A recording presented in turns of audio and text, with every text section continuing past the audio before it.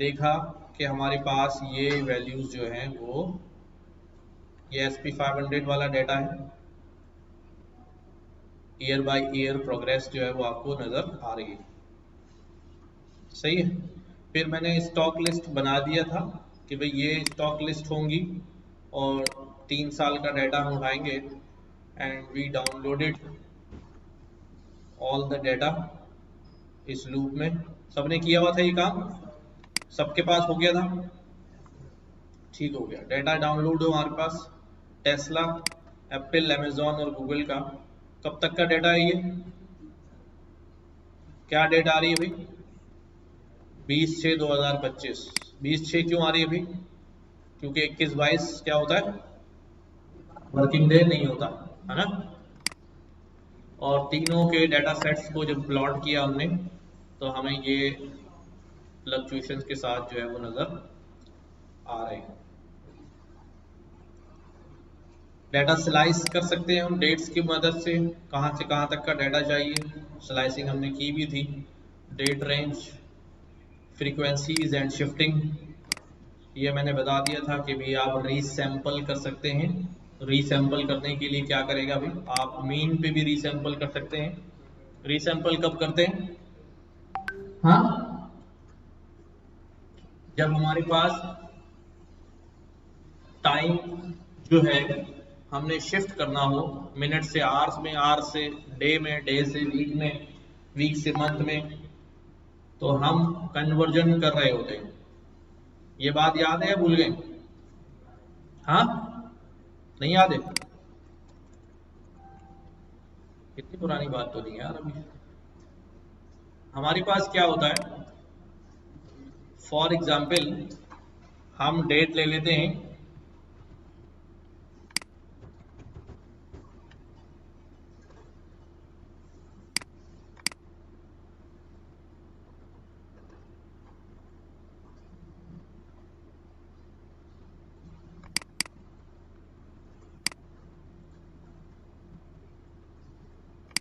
ठीक है, मैंने यहाँ पर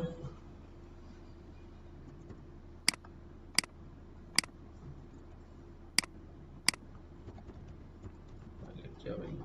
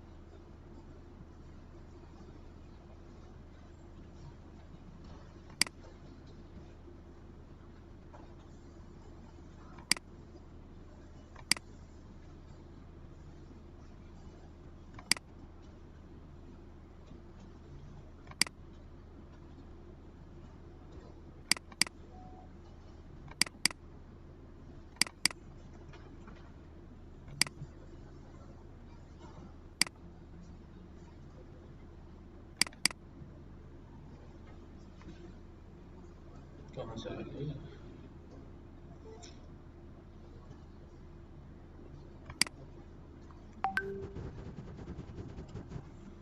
फॉर एग्जाम्पल हमारे पास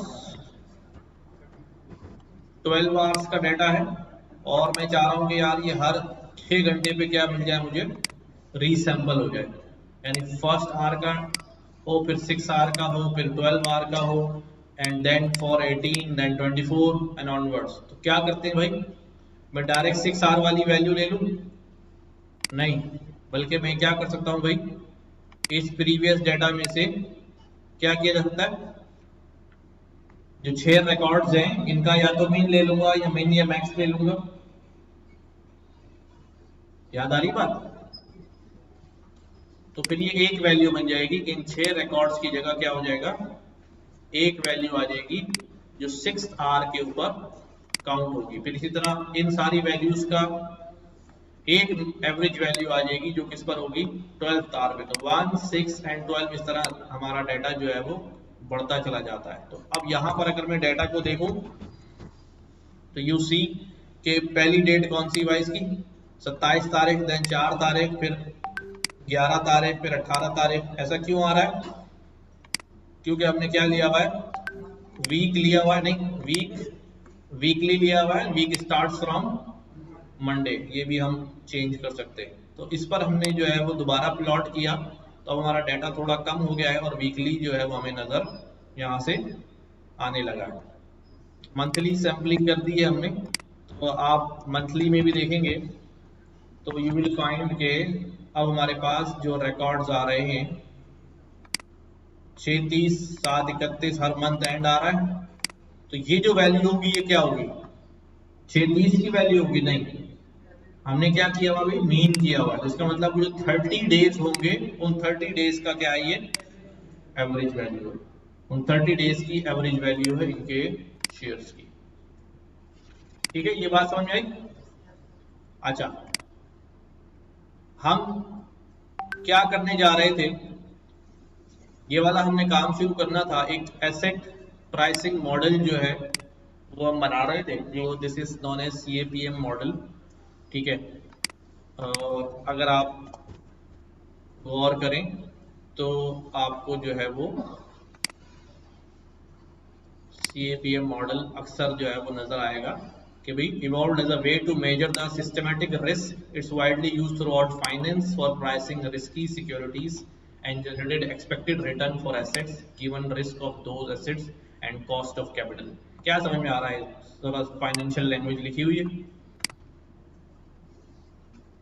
CAPM मॉडल एक तरीका है जिसके थ्रू हम रिस्क की बेसिस पे क्या करते हैं, जो भी हमारे पास सिक्योरिटीज होती हैं, शेयर्स होते हैं, उनकी प्राइसिंग जो है वो प्रिडिक्ट करते हैं कि वो प्राइस क्या होंगे, उनके एक्सपेक्टेड रिटर्न्स कितने आ सकते हैं अगर मैं इस सिक्योरिटीज में या इन शेयर्स के अंदर क्या करूं, इन एसेट्स के ऊपर इन्वेस्टमेंट करूं, given the risk of those assets and capital of cost. और कॉस्ट ऑफ कैपिटल और रिस्क मेजरमेंट अगर बता दी जाए तो हमें प्रिडिक्ट कर सकते हैं कि भाई फ्यूचर में इसकी वैल्यू जो है वो क्या होगी।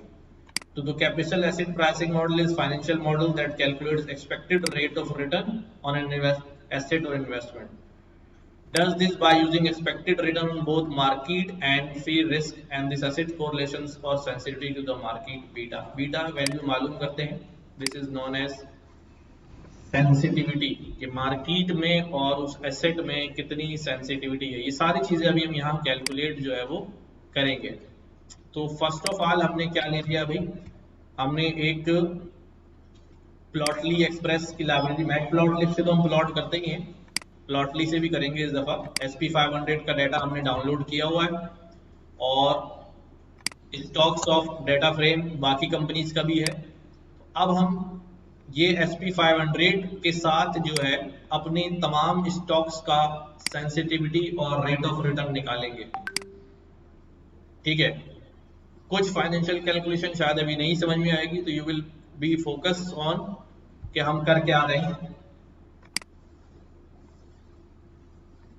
क्या किया हमने, अब ये डेटा, ये डेट का कॉलम है और ये भी डेट का कॉलम है, दोनों को क्या कर दूं मैं, डेटा को कंबाइन करना है तो क्या करूंगा, हाँ मर्ज कर दूंगा। तो मर्ज करने के लिए हमने क्या किया भाई, स्टॉक्स ओपन और SP500 को लेफ्ट से डेट का कॉलम लो, राइट से वाली डेट का कॉलम लो और नया डाटा जो है वो फॉर्म कर दो। तो this gives a new data और ये हमारे पास डेट, इसके पास डेट नहीं, ये अच्छा ये सारे कैपिटल में है SP500। ठीक है ठीक है, स्टॉक वाले में ये वाले यूं है ना, ये मर्ज हो गया। अब इसके साथ SP500 भी आ गया है और ये हमारे पास मर्ज हो गया।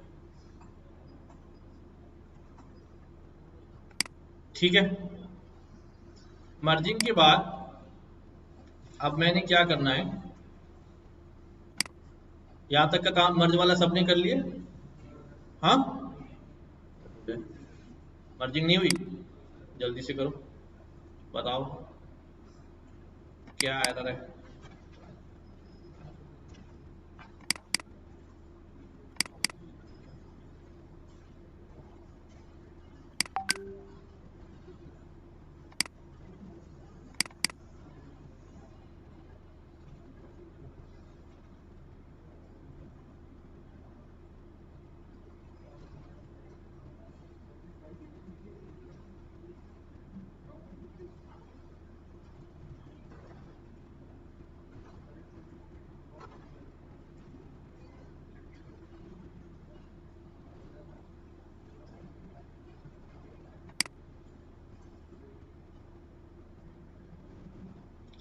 मैं दोनों डेट के कॉलम असल में अपडेट भी कर लूं।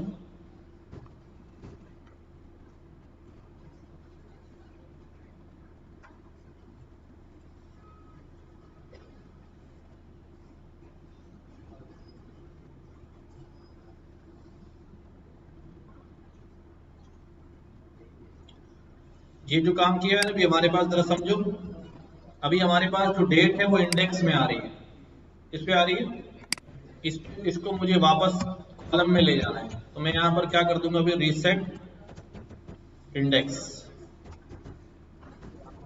रीसेट इंडेक्स, ताकि वो ऊपर चली जाए SP500। तो ये हमारे पास डेट जो है वो यहाँ शामिल हो गई है। और इसी तरह जो ये वाला है स्टॉक्स ऑफ डी ओपन, इसकी भी डेट को ऊपर ले रहा हूँ, डॉट रीसेट इंडेक्स, ताकि मर्जिंग के लिए ओवरलैपिंग कॉलम जो है वो हमें मिल जाए। क्या हो जाए, ओवरलैपिंग कॉलम जो है हमें मिल जाए। तो स्टॉक्स ऑफ, यहां पर भी अब डेट का कॉलम आ गया है और इंडेक्स में ड्रॉप कर देता हूं,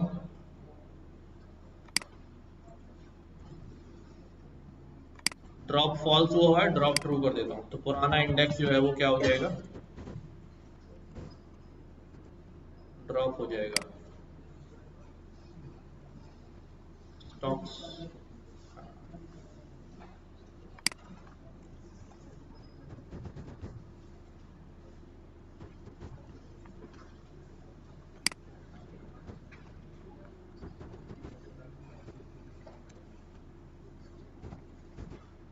इंडेक्स को ड्रॉप कर देता हूं, एक्सेस 1 इन प्लेस ट्रू। तो हमारे पास अब जब हम इसको देखते हैं तो इसमें भी डेट का कॉलम है और इसमें भी डेट का कॉलम है। अब हमारा मर्ज जो है वो सही चलेगा, क्योंकि इसको डेट का कॉलम मिल नहीं रहा था, इसलिए यहां पर आ गया। अब डेट आ गई, इसके अंदर डेट के ऊपर मर्ज हो गया है सारा data. This is our new data. क्या क्या काम किया है, आप SP500 का लेटेस्ट डाटा देखेंगे कि क्या क्या आपके पास आ रहा है और फिर फैसला करेंगे। डेट हमारे पास इंडेक्स में आ रही है, शायद मैंने वो ऊपर ही सेट कर दी हो, इस वजह से ऐसा हो रहा है। डेट हमारे पास इंडेक्स में आ रही है, इसको हमने कॉलम का पार्ट बना दिया, कैसे, रीसेट इंडेक्स करके ना। और इसी तरह जो दूसरा वाला डाटा सेट है, उस डाटा सेट के अंदर भी डेट जो है वो इंडेक्स में आ रही है, इसको भी कॉलम का पार्ट बना दिया यूजिंग रीसेट इंडेक्स। कोई एडिशनल इंडेक्स कॉलम आ रहा होगा तो उसको ड्रॉप लगा देंगे। तो फाइनली हमारे पास ये डाटा सेट जो है वो बन जाना चाहिए।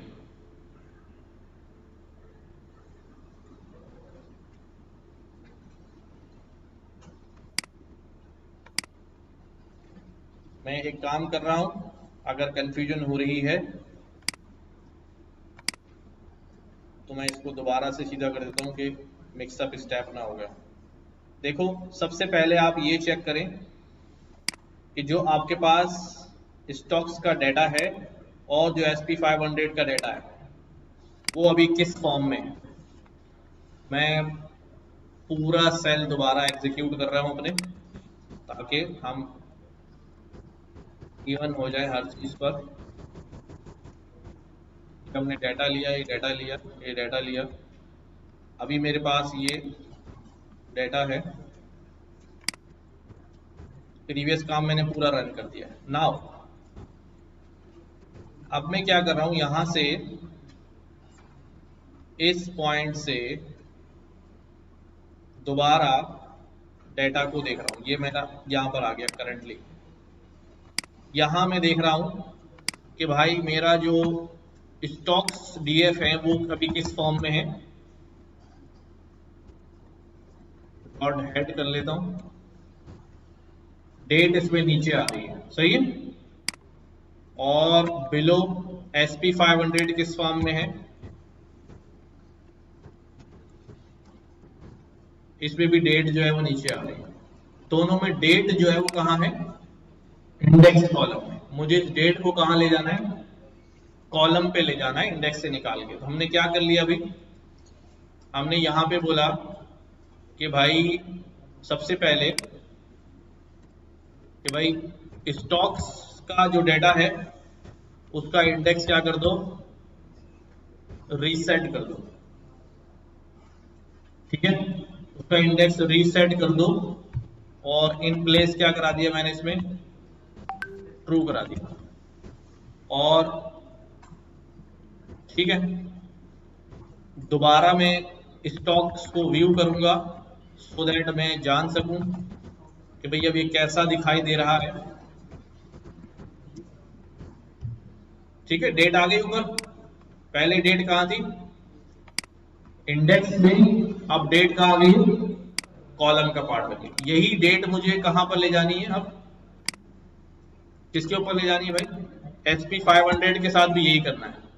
क्या करूंगा अभी, SP500 का जो डेटा है dot reset index in place कर दूं इसका भी true, and then finally SP500 को व्यू कर लेता हूं। तो SP500 के डेट ये आ गई, and in the end stocks with date, SP500 with date, दोनों को क्या कर दिया, मर्ज। ऊपर क्यों लेकर आया हूं, क्योंकि मर्ज में मुझे ओवरलैपिंग कॉलम चाहिए जिसके अंदर डेट चाहिए, सारे डेट का। तो कॉलम चाहिए था इसलिए डेट को ऊपर कॉलम में लाना पड़ गया। तो हमने बोला लेफ्ट से ये वाला डेट का कॉलम है, राइट से ये वाला डेट का कॉलम है, सही है। एंड देन जब हम इसको रन करेंगे तो हमारे पास जो डेटा है वो यूं हो जाएगा।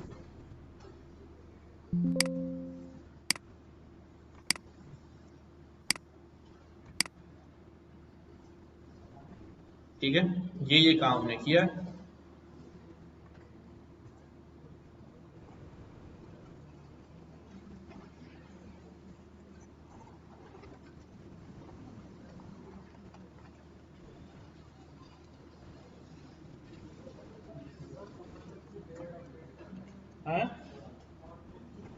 अच्छा,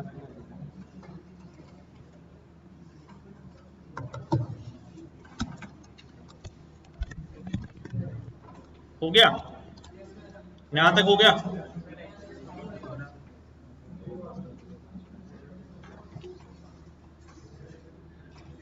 नाउ नेक्स्ट स्टेज में हमने वापस जो है डेट को क्या करना है, अभी इंडेक्स पे ले जाना है।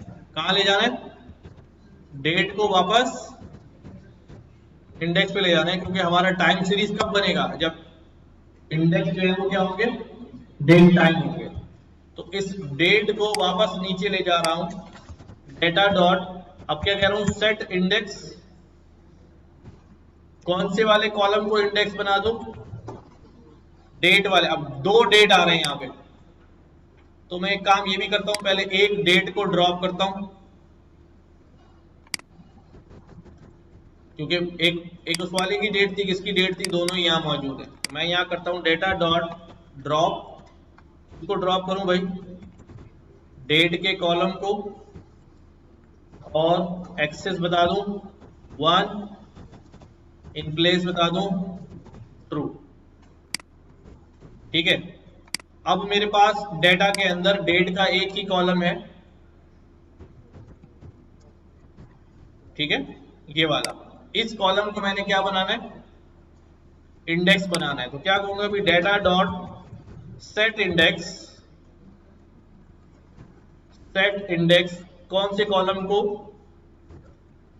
इस डेट के कॉलम को क्या बना दिया जाए, सेट इंडेक्स कर दिया जाए।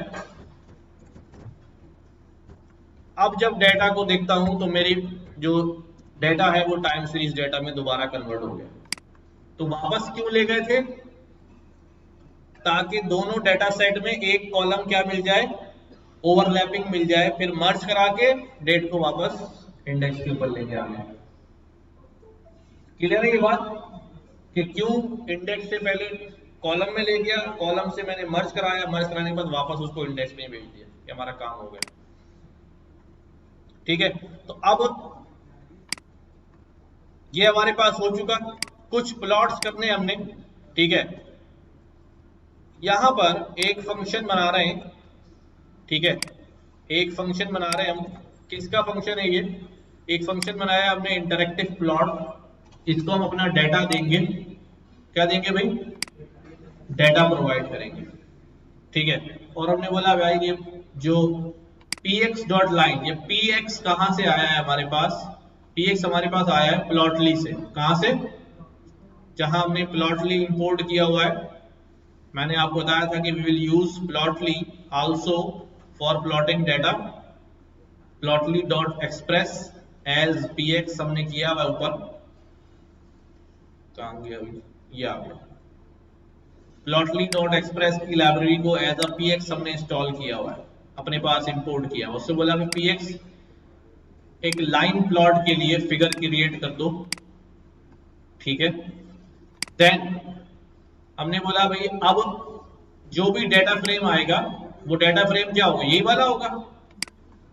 इस डेटा फ्रेम के कॉलम्स में से लूप चलाना, कॉलम पे लूप चलाना।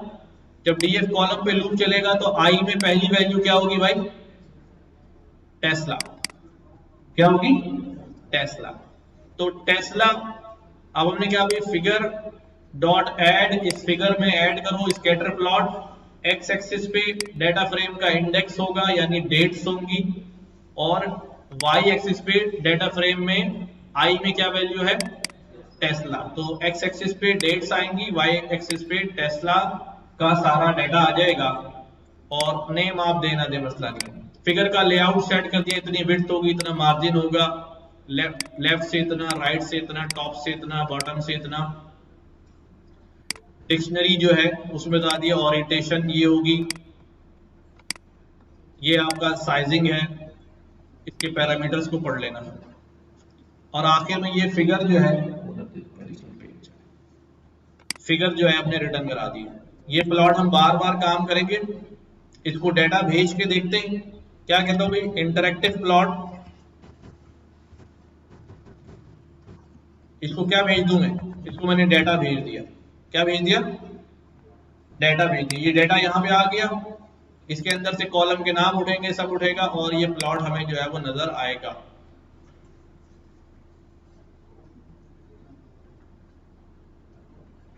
ठीक है, ये हमें प्लॉट नजर आ रहा है, गूगल के लिए भी, अमेजॉन के लिए भी, एप्पल के लिए भी, टेस्ला के लिए, SP500 का, SP500 का प्लॉट सबसे ऊपर नजर आ रहा है, डेट वाइज हमें शो भी हो रहा है सारी चीजें। ठीक है, कभी प्लॉट्स देखे रियल में टाइम सीरीज के, देखो ये गोल्ड के प्राइसेस हैं करंटली,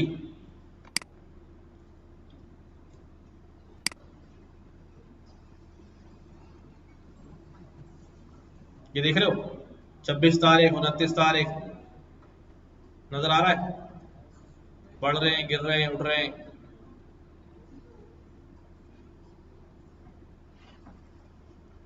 ठीक है, ये सारा डेटा जो है वो ये रहा,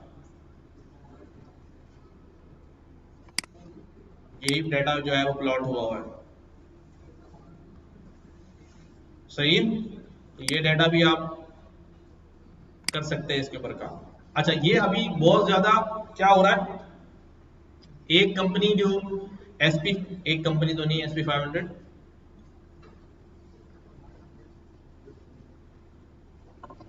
अब क्या करते हैं हम,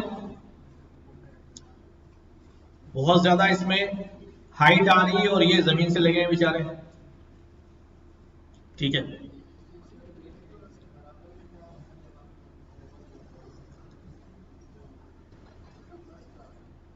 तीस 2024 और प्राइस, डेट और प्राइस दोनों आ रहे हैं।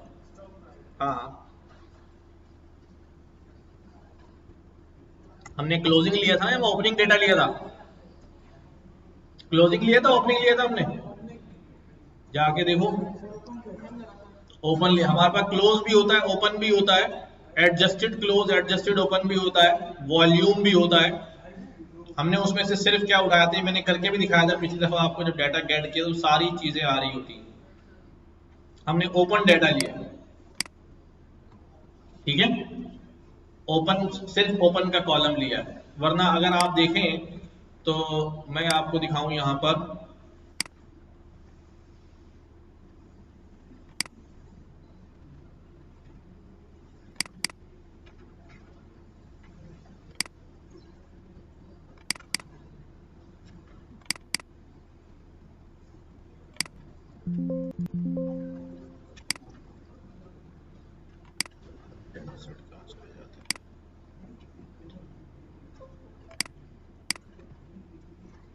याहू स्टॉक्स CSV फॉर्म में डेटा यहाँ रखा हुआ है।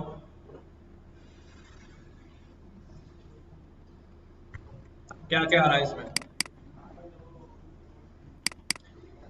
डे का हाई, डे का लो, डे का ओपनिंग किस पे हुआ था, क्लोजिंग किस पे हुआ, कितना वॉल्यूम ट्रेड हुआ, और एडजस्टेड क्लोज। एडजस्टेड क्लोज क्या होता है?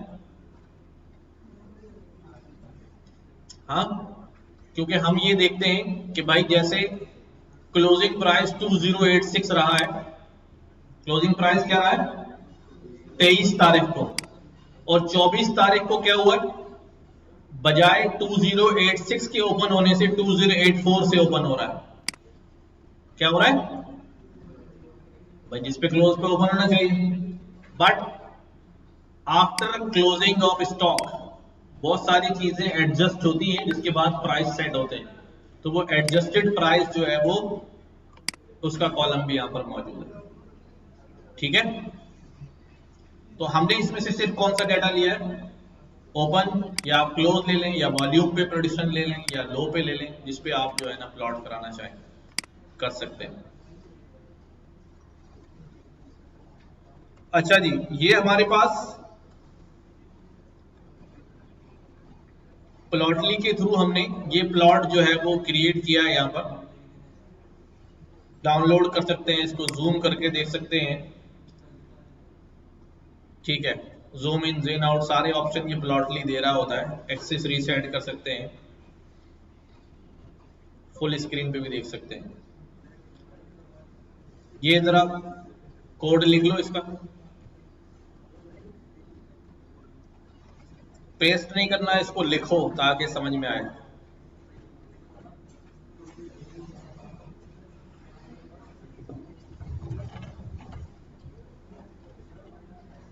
मैं कह रहा हूँ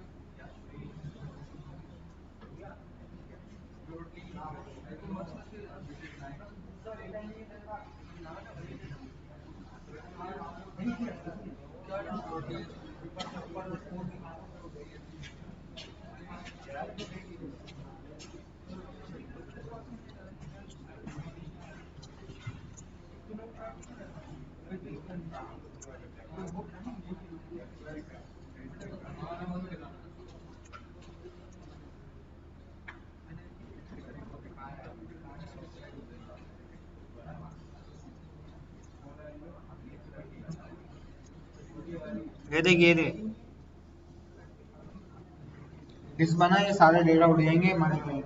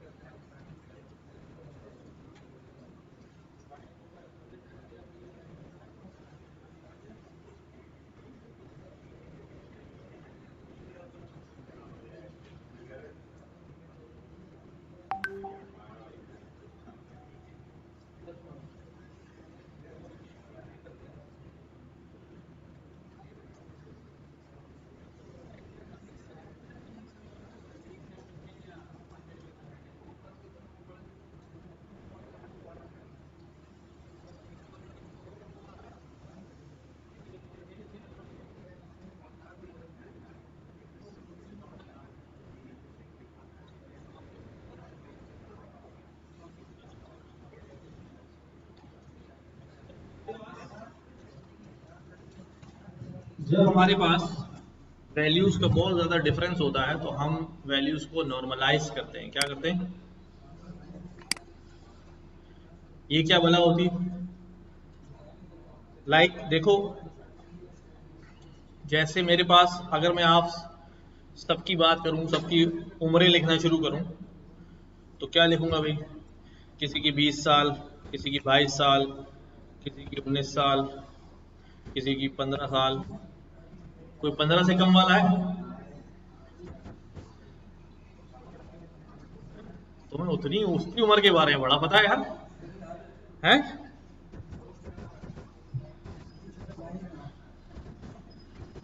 ठीक है। और अगर आप सबकी वेट लिखना शुरू करूं, वजन कितना कितना है, तो शायद 50 से नीचे जो है वो कम ही लोगों का हो। ऐसे ही है?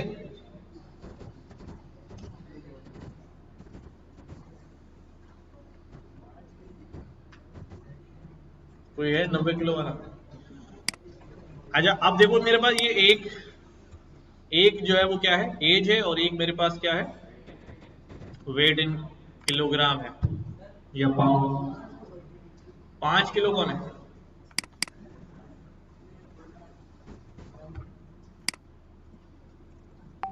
सही। तो अब अगर मैं इस एज की लाइन को प्लॉट करूं और साथ में वेट की लाइन को प्लॉट करूं, तो वही इश्यू आएगा। एज की लाइन नीचे नीचे जा रही होगी और वेट की लाइन जैसा हमारे पास यहां पे आ रहा है।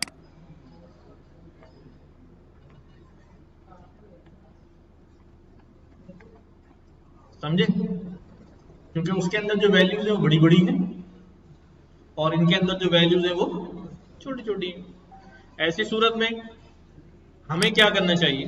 हम नॉर्मलाइज कर लेते हैं। एक बड़ा आसान तरीका नॉर्मलाइज का ये होता है कि मैं हर कॉलम में मौजूद डेटा को उस कॉलम की सबसे बड़ी वैल्यू से डिवाइड कर दूं। सबसे बड़ी वैल्यू क्या है इसमें? 45। तो मैं क्या कर रहा हूं यहां पर, मैंने लिखा एज। अब मैं क्या कर रहा हूं? 20 45 से डिवाइड कर दिया, और ये 22 भी किससे डिवाइड हो गया? अभी मैं ड्रैग एंड ड्रॉप से कर लेता हूं, सिर्फ समझाने के लिए इसे लिख रहा हूं कि भाई ये, अच्छा भाई, एक मिनट।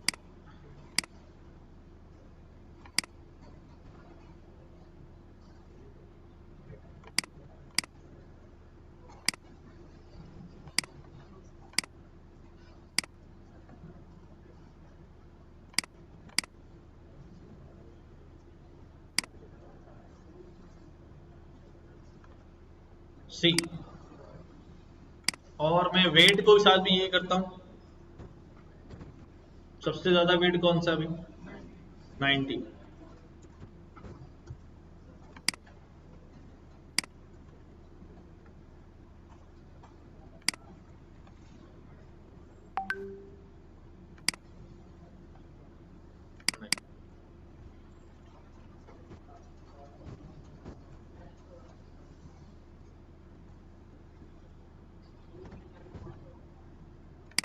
सही है।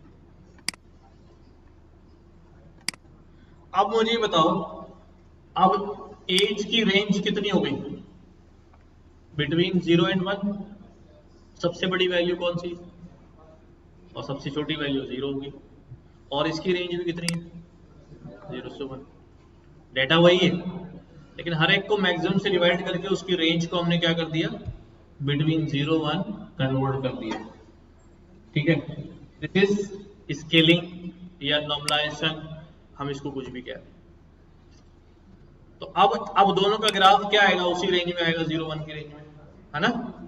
तो यही नॉर्मलाइजेशन हम किसके ऊपर लगाने जा रहे हैं, अपने डेटा पे भी लगाने जा रहे हैं। क्या करने जा रहे हैं, नॉर्मलाइज करने जा रहे हैं डेटा को, कि भाई क्या करो, नॉर्मलाइज तुम्हारे पास डेटा आएगा, उसकी कॉपी बनाना, उसके कॉलम्स को उठाना और क्या कर देना भाई, क्या कर देना, उसी कॉलम को, उसी कॉलम की कौन सी वैल्यू से, मैक्स वैल्यू से, नॉट फर्स्ट, मैं इसको मैक्स से करता हूं, ठीक है, मैक्स वैल्यू से क्या कर दो, डिवाइड कर दो। ये बात समझ आ रही है। तो अब मैं डेट नॉर्मलाइज का फंक्शन कॉल करता हूं और उसको क्या दे देता हूं, डेटा दे देता हूं। देखो सारी वैल्यूज चेंज होगी, सबकी रेंज बराबर होगी। अब जो डेटा आया है, इस डेटा को मैं क्या कह देता हूं भाई, नॉर्मलाइज्ड डेटा। और अब मैं नॉर्मलाइज डेटा को क्या करता हूं, प्लॉट कर लेता हूं। हाँ,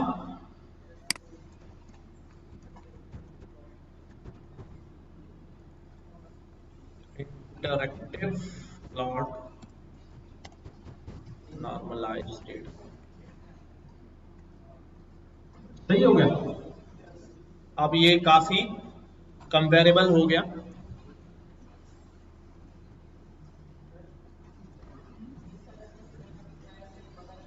किसकी नहीं पता चल जाएगी, हमने सिर्फ क्या करना है, वो जिस मैक्सिमम से क्या किया, डिवाइड किया, उससे उसको मल्टीप्लाई कर देना, आ जाएगी वैल्यू। देखो इधर, अगर फॉर एग्जांपल मैं जानना चाह रहा हूं ये वाली एज एक्चुअल में कितनी है, तो भाई ये वाली एज जो है, इसको वापस उसके मैक्सिमम से क्या कर दूं, मल्टीप्लाई कर दूं। कितनी थी 45 थी ना, तो कितनी आ गई 34, सही। अच्छा, यहां पे मैक्सिमम, यहां पे मैक्सिमम निकाल लो ना यार, हर एक की मैक्सिमम वैल्यू निकाल लो, अपने पास सेव कर लो अगर चाहिए। वैसे जरूरत नहीं पड़ती, हमें कंपैरेटिव स्टडी करनी होती है, कितना बढ़ रहा है कितना कम ज्यादा हो रहा है। जल्दी से करो, ये नॉर्मलाइज वाला काम करो।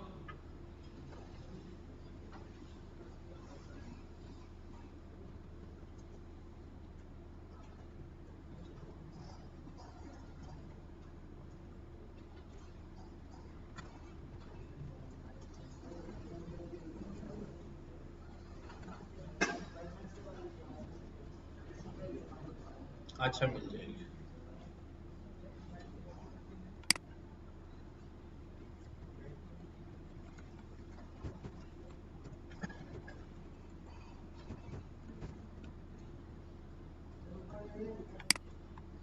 ठीक, अच्छा एक मिनट,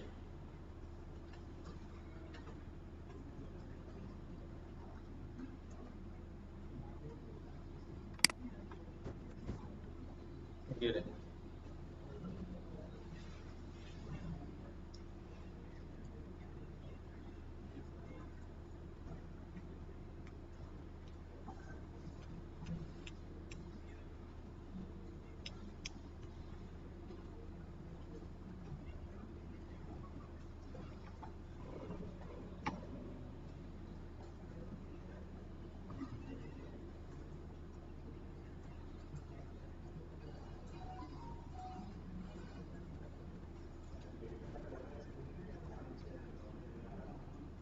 डोमेन नॉलेज अगर हो तो अच्छी बात है, वरना पूछते रहेंगे यार ये क्या है ये क्या है।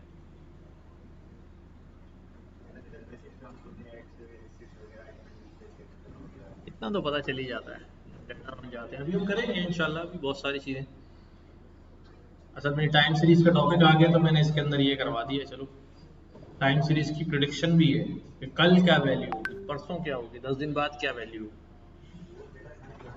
वो फॉरकास्टिंग डेटा साइंस में आ जाता है।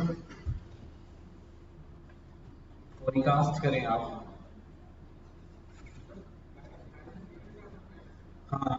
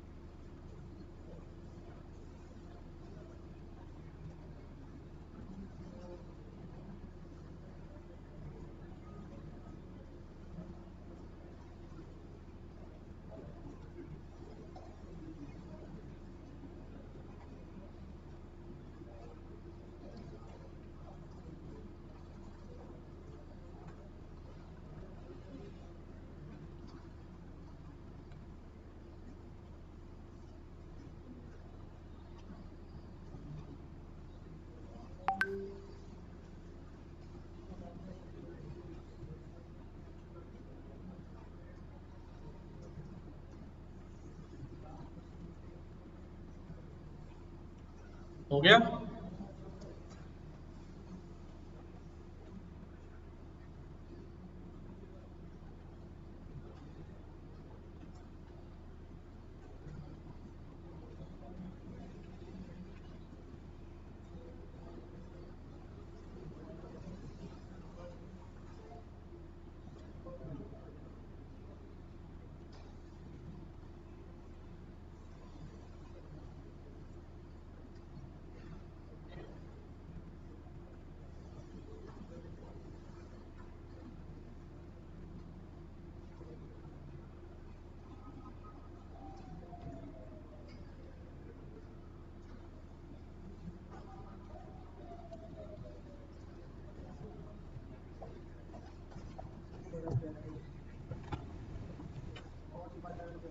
कोई बात नहीं, cannot perform this index time that time है भाई। आ जाओ, आपका जो डाटा है प्लॉट में भी एडिट करवाना है यार, बताया क्यों नहीं मुझे।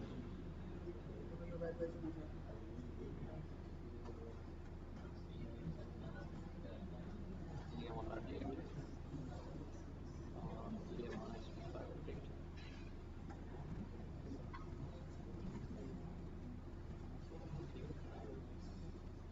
हमारा मार्च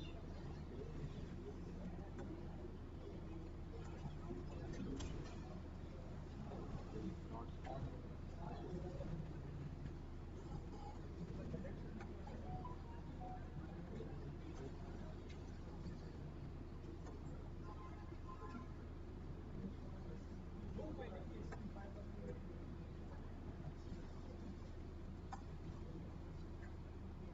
दो डेट्स आ रही हैं, ये एक को डिलीट करना है, कैपिटल डी है, आपने लिखा हुआ है स्मॉल डी।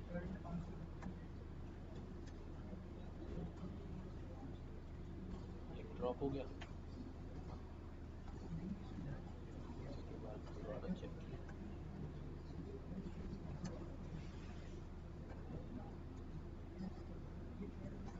ठीक है। अभी हो गया हमारे पास एक डेट रह गई। इस डेट को हमने क्या दोबारा क्या बना दिया, एक्सेस, ये आ गया। अब हमने फटाफट प्लॉट नीचे लाओ, index for I this index I name the column with done। आ गया सेम।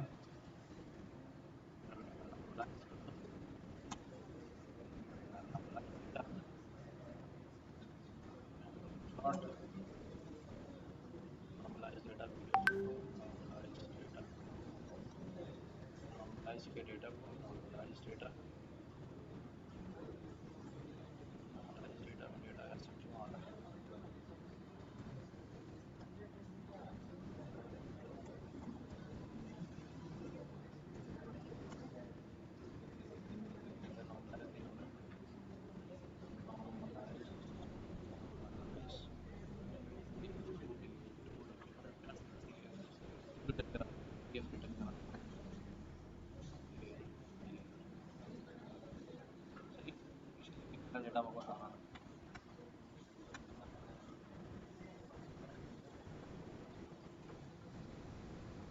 अच्छा भाई आगे, अब एक फंक्शन लिख रहा हूं डेली रिटर्न। क्या कि कौन सी स्टॉक का डेली रिटर्न जो है वो क्या है, क्या करना है, डेली रिटर्न। डेली रिटर्न कैसे निकलेगा, समझो जरा, कैलकुलेशन समझ लो। देखो हमारे पास ये डेटा है ओपन का, ठीक है, मैंने कॉपी करके यहां ले लिया इसको, ओपन का डेटा। अब डेली रिटर्न क्या होगा भाई, जो कल का प्राइस था उसको आज के प्राइस से क्या कर दूं, सब्ट्रैक्ट कर दूं, ठीक है, कल के प्राइस को आज के प्राइस से क्या कर दिया जाए। ये पूरे डेटा के लिए कैसे करूंगा मैं,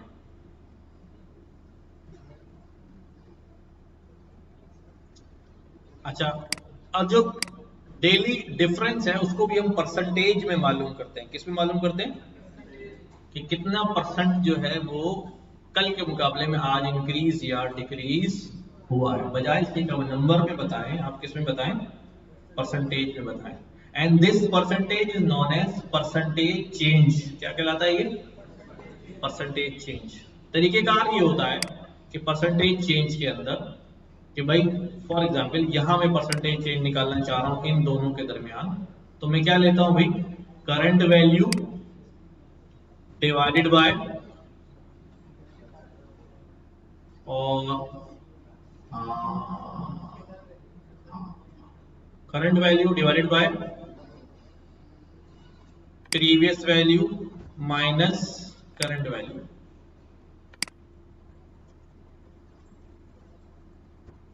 ठीक है, ये मैंने किया। और पता नहीं मैं सही फॉर्म ले रहा हूँ, मुझे देखना पड़ेगा। मल्टीप्लाई बाय 100%, तो ये बड़ी वैल्यू बन रही है, उल्टा लिख दिया शायद मैंने। अच्छा भी, तो मैं लिख रहा हूं यहां पर previous value minus current value, जब ये आ जाए डिफरेंस आ जाए तो क्या करो भाई, तो इसको डिवाइड कर दो किससे, करंट वैल्यू से, and then multiply by 100। This gives us percentage change. कितना परसेंट, 2.3% जो है वो हमारे पास है। इसी को मैं पूरा नीचे तक ले आऊं तो देखो यहां पर बिल्कुल एग्जैक्ट वैल्यू है तो परसेंटेज चेंज कितना है, 0। यहां पर बिल्कुल एग्जैक्ट वैल्यू है तो परसेंटेज चेंज कितना है, 0। यहां पर कम हो गया है तो 88 से 0 एंड सो ऑन। अच्छा, हम ऐसे नहीं करेंगे, we will use Python function for percentage change. हमारे पास बिल्टन जो है वो मौजूद है, वो हम इस्तेमाल कर सकते हैं, ठीक है। उसके लिए देखो क्या करता हूं, सिंपल डेटा आएगा इसके पास, डेटा की हमने कॉपी बना ली है, डेली रिटर्न। अब हमने वही काम किया, डेली रिटर्न में से एक एक कंपनी का नाम उठाया और क्या किया अभी, डेली रिटर्न वो कंपनी और उसका क्या मालूम करो, परसेंटेज चेंज। क्या मालूम करो, परसेंटेज चेंज। ये खुद ही परसेंटेज चेंज निकालेगा, पूरा कॉलम निकालेगा और एक डेली रिटर्न के नाम से उसमें जो है डेटा में भेज देगा। ये बात समझ आ रही, हाँ भाई, पहले करके देखें। मैं यहाँ पे कहता हूँ डेटा और यहां से सिलेक्ट कर लेता हूँ कौन सी कंपनी, फॉर एग्जाम्पल टेस्ला, हाँ, TSLA, TSLA, ये सारा टेस्ला का डेटा आ जाएगा। मैं इस टेस्ला के इसी डेटा को क्या कर रहा हूँ, डेली रिटर्न में पास कर रहा हूँ। पूरे सारे डेटा को नहीं कर रहा हूँ ताकि मुझे समझ में आ सके हुआ क्या है। Daily return passing data Tesla and अच्छा सॉरी,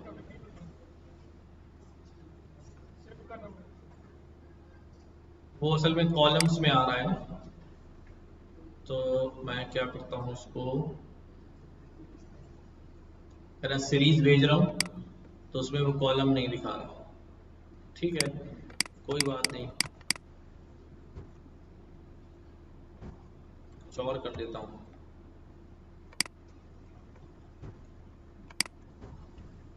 ठीक है, ये इसने टेस्ला के डेटा पर परसेंटेज चेंज निकाल के दे दिया।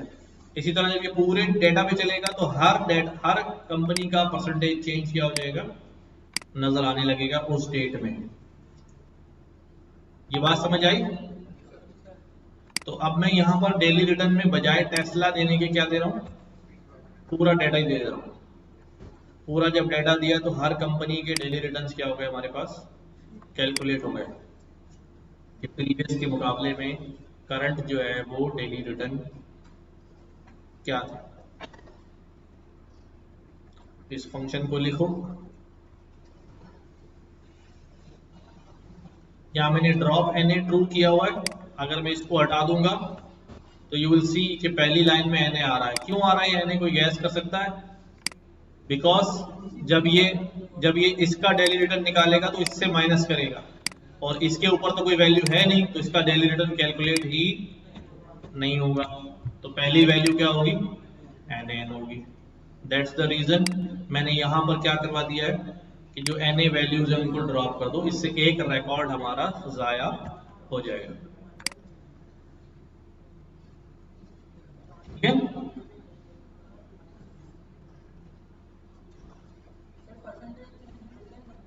हाँ ये उसका सीरीज का बिल्ट इन फंक्शन है, पांडा सीरीज का बिल्ट इन फंक्शन। क्या हुआ? ग्राफ इसलिए नहीं बन रहा मेरे लाल कि आपने डेट को सही नहीं किया। देखो यहाँ से आ गया। ठीक है, ये स्टॉक्स डेटा है।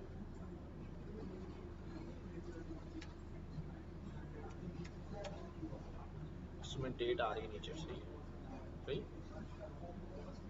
SP 500 में आ गए, SP 500 में आए, इसमें डेट, ये क्या आ रहा है, लेवल इंडेक्स में सारे आ गए। चलो खैर है, ये दोनों मुझे ड्रॉप करने हैं। ठीक है, रिसर्च इंडेक्स मैं भी इसको हटा देता हूँ। सही, ये एक्स्ट्रा आ रहा है। मैं क्या करता हूँ, SP 500 इसमें से मैं एक डेट का कॉलम ले लिया।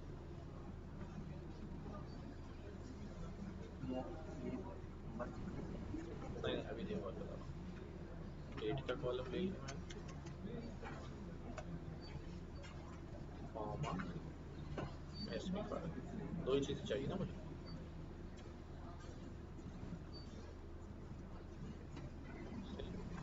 ये दोनों चले जाएंगे, उसको वापस सेव कर दूँ इसके अंदर, तो ये दोनों कॉलम निकल जाएंगे, सिर्फ ये दो कॉलम वापस सेव हो जाएंगे। सही, ठीक हो गया। अब ये डेट तो ऑलरेडी ऊपर है, और यहाँ पर भी डेट क्या हो चुकी है, अब मैं मर्ज कर सकता हूँ डेट के ऊपर। यहाँ पर आया, ये सब तो ड्रॉप करा रहे थे मैंने, वो वैसे ड्रॉप कर दिया। हाँ ठीक है,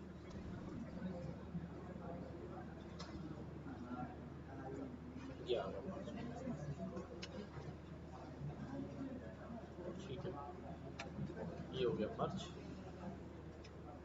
अब मर्ज होने के बाद इसमें दो डेट के कॉलम आ गए, एक ये वाला और ये वाला। एक इसमें से फिर ड्रॉप कर देता हूँ। कौन सा वाला ड्रॉप करूँ, वाला, सही। बता दो मुझे, एक्सेस वाई प्लेस,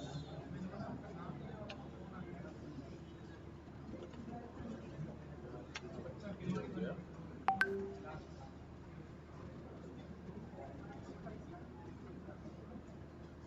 इंडेक्स को लिख दिया प्लेस,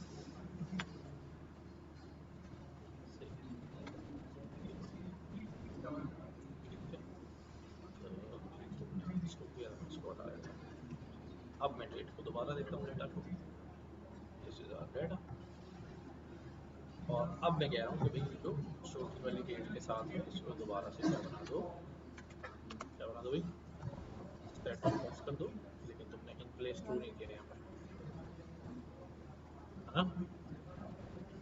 दिल में तो हुआ नहीं होगा।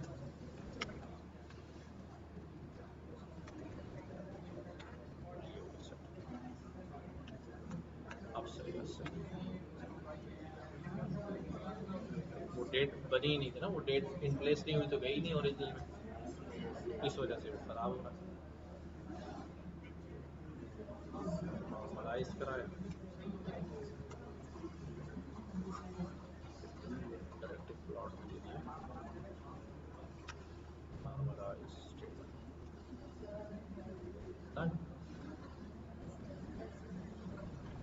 लिख लिया डेली रिटर्न, गुड है।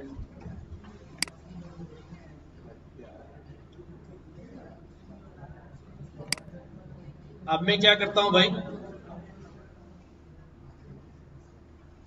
अब मुझे डेली रिटर्न के साथ साथ जो है बीटा कैलकुलेट करना है।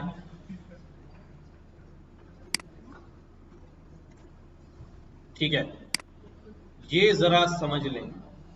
अब इसके लिए मैं थोड़ा सा पीछे जा रहा हूं कि हमारे पास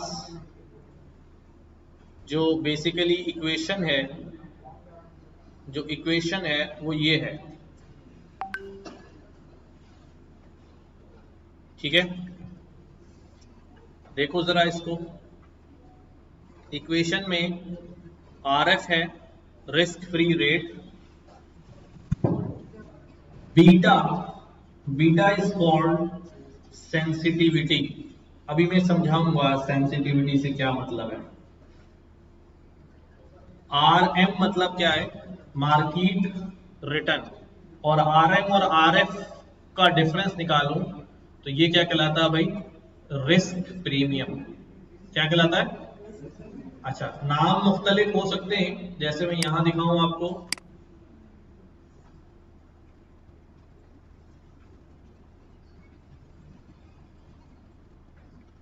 risk free rate RF, beta is the underline security, sensitivity और रिस्क फ्री प्रीमियम।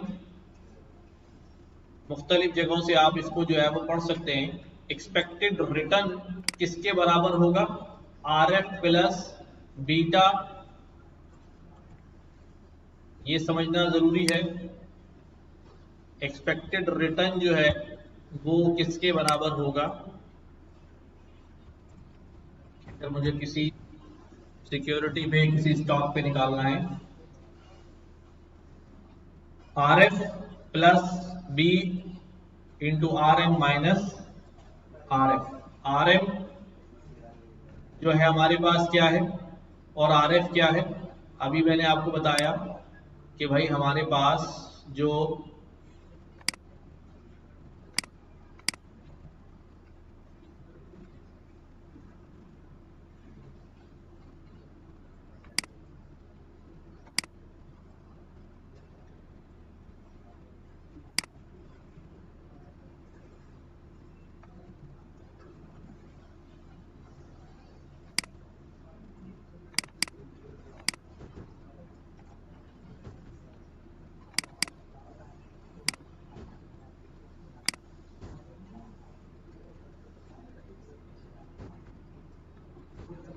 समझो भाई, केई क्या है अभी, expected return, risk free rate, beta sensitivity, equity risk premium, यानी ये जो डिफरेंस है।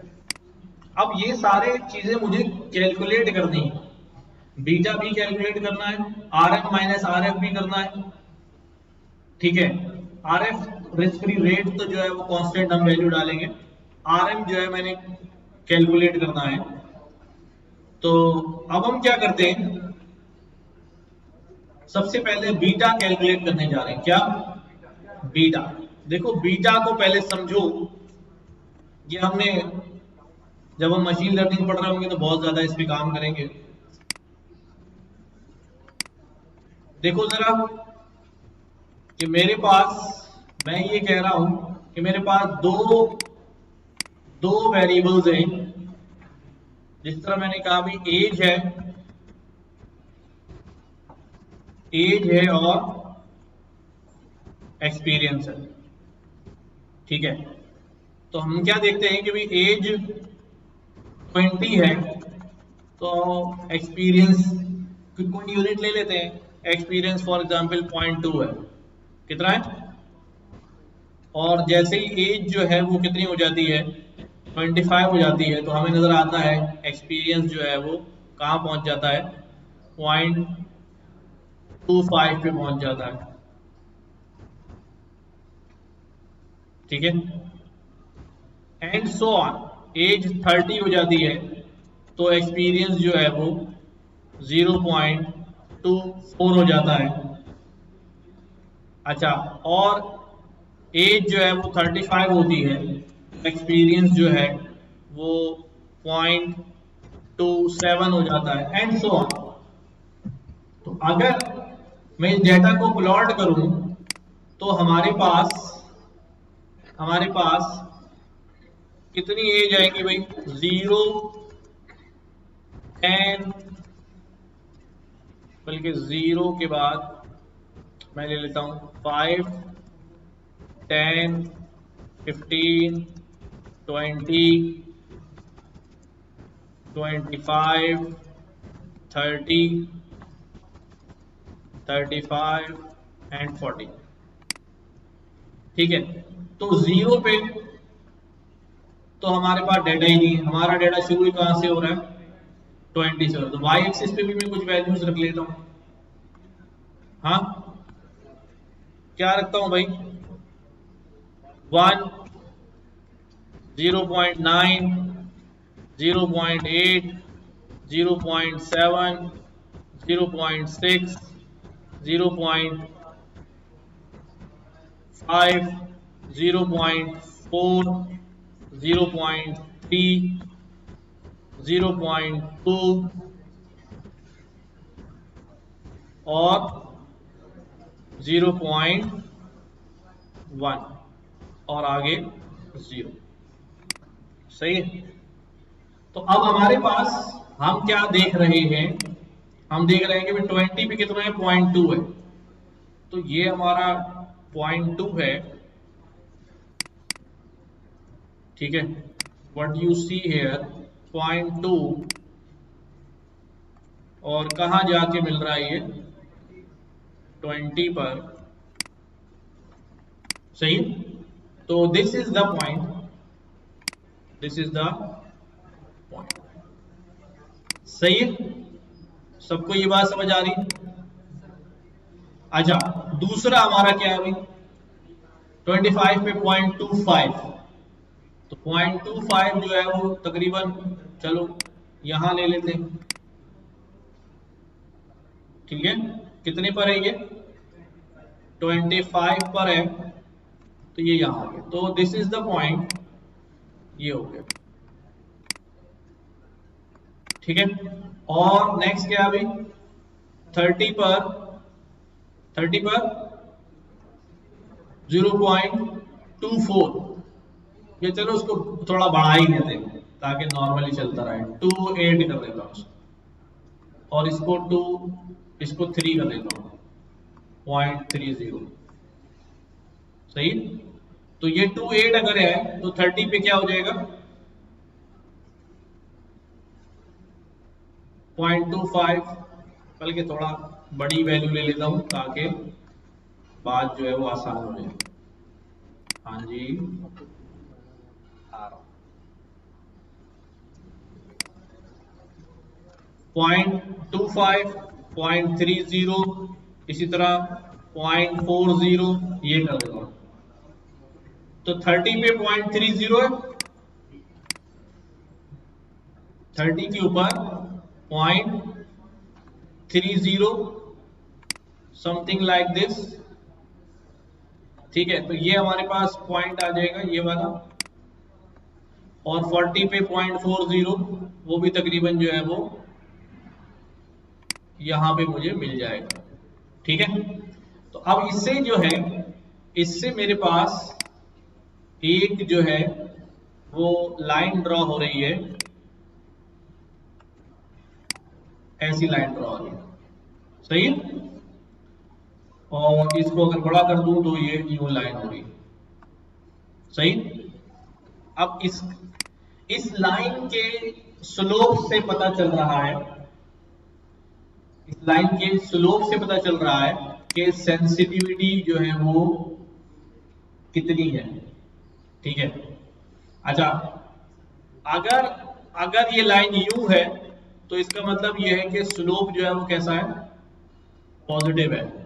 अगर ये लाइन यहां से यूं आ जाए तो स्लोप क्या है भाई, इसका मतलब पॉजिटिव है। सेंसिटिविटी क्या है, इसका मतलब ये है कि जैसे जैसे एज बढ़ेगी वैसे वैसे एक्सपीरियंस क्या होगा, बढ़ेगा। और अगर नेगेटिव होता तो क्या होता, हम कहते भाई जैसे जैसे एज क्या होगी बढ़ेगी वैसे वैसे एक्सपीरियंस क्या होगा, कम होगा। अब ये स्लोप की वैल्यू जो है वो हमें, अगर ये स्लोप बहुत ज्यादा होता, लाइक हम कहते हैं कि भाई ये स्लोप जो है बजाय यूं आने के हमारे पास यूं आ जाता, तो बढ़ तो रहा है लेकिन जितना ज्यादा स्लोप होगा इसका मतलब ये है कि कम एक्सपीरियंस पे या कम एज के ऊपर भी एक्सपीरियंस क्या होता जा रहा है, बहुत ज्यादा, यानी रिलेशन जो है वो क्या है, बहुत ज्यादा है। तो यही सेंसिटिविटी को देखो यहां डिस्कस किया है।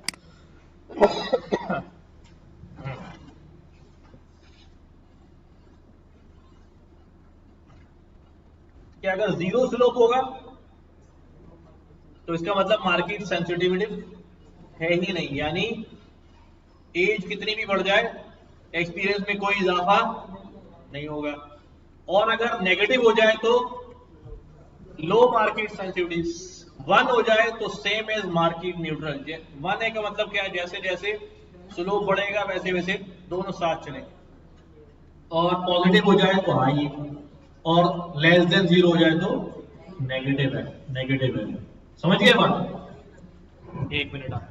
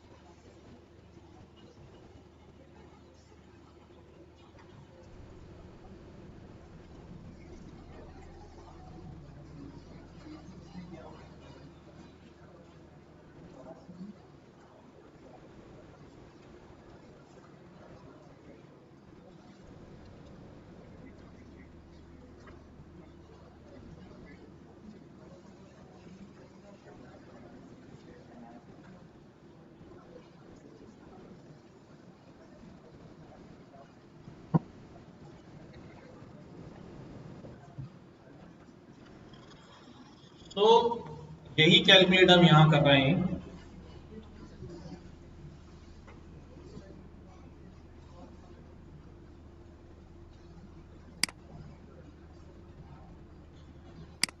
कि हमने डेली रिटर्न्स का डाटा दे दिया और स्टॉक्स के नाम दे दिए, और डेली स्टॉक रिटर्न में से SP 500 की वैल्यू ले ली हमने, मीन वैल्यू मल्टीप्लाई बाय 252। पहले मीन लिया, उसको 252 से क्या कर दिया, क्यों, आमतौर पे 252 दिन होते हैं साल में वर्किंग, हफ्ता इतवार हटा दिया जाए तो, ठीक है। तो पहले मीन लेके एक वैल्यू निकाल ली, 252 मल्टीप्लाई कर लिया। अब RM हमारे पास मौजूद है। RM क्या था भाई हमारे पास, हाँ ऊपर अभी पढ़ के आए थे ना, expected return.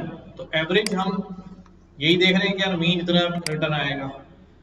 Stocks daily return, उसमें से 500 का डाटा, और स्टॉक्स डेली, हर एक स्टॉक 500 का हर एक स्टॉक के साथ यही हमने पॉलीफिट निकालना है। क्या निकालना है, यही लाइन निकालनी है, ठीक है।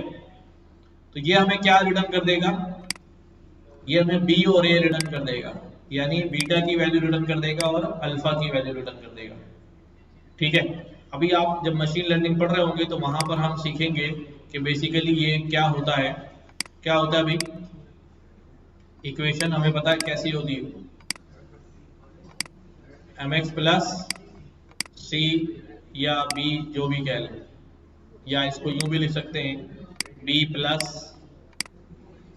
mx। तो ये हमारे पास क्या होता है, अल्फा होता है, और ये हमारे पास क्या होता है, बीटा होता है। ठीक है, तो अल्फा भी रिटर्न आ रहा है और बीटा भी रिटर्न आ रहा है। तो अभी हमें जरूरत किसकी है भाई, बीटा की है, तो हम जो है वो यहाँ पर जो है इसको प्रोवाइड कर देते हैं डेली रिटर्न पे। समझ में आई ये बात?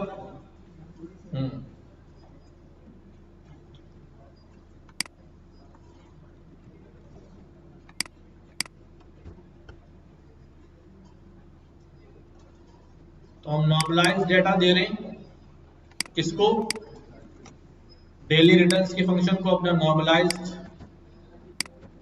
डेटा,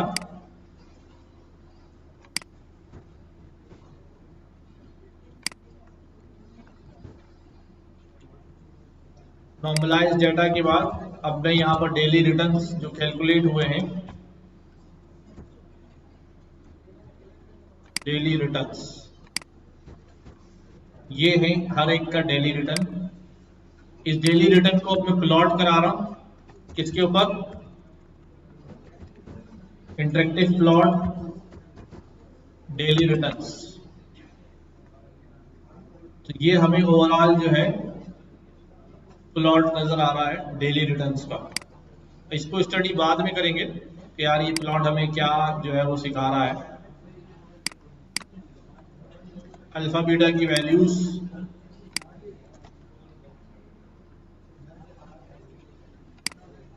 अब देखो क्या किया हमने, डेली रिटर्न्स के कॉलम में से डेटा उठाया, कॉलम के नाम उठाए,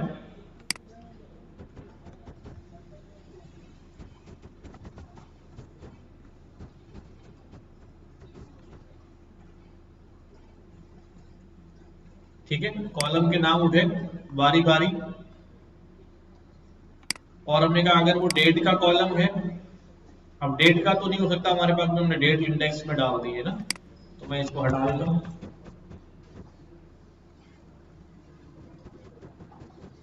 अगर आई SP500 नहीं हो, क्योंकि SP500 के साथ हमें बाकी लोगों का निकालना है, तो कैलकुलेट बीटा का फंक्शन कॉल करो, किसका फंक्शन, कैलकुलेट बीटा का फंक्शन कॉल करो। डेली रिटर्न से हमने डेली रिटर्न मालूम कर लिए, कैलकुलेट बीटा का फंक्शन कॉल करो और डेली रिटर्न्स और आई इन दोनों के दरमियान बीटा और अल्फा की वैल्यू निकाल के दो। तो जो बीटा की वैल्यू आएगी वो बीटा की डिक्शनरी में डाल दो, जो अल्फा की वैल्यू आएगी अल्फा की डिक्शनरी में डाल दो। एंड व्हेन वी सी कि हमारे पास क्या क्या चीजें आती हैं, SVT don't come least squares, अच्छा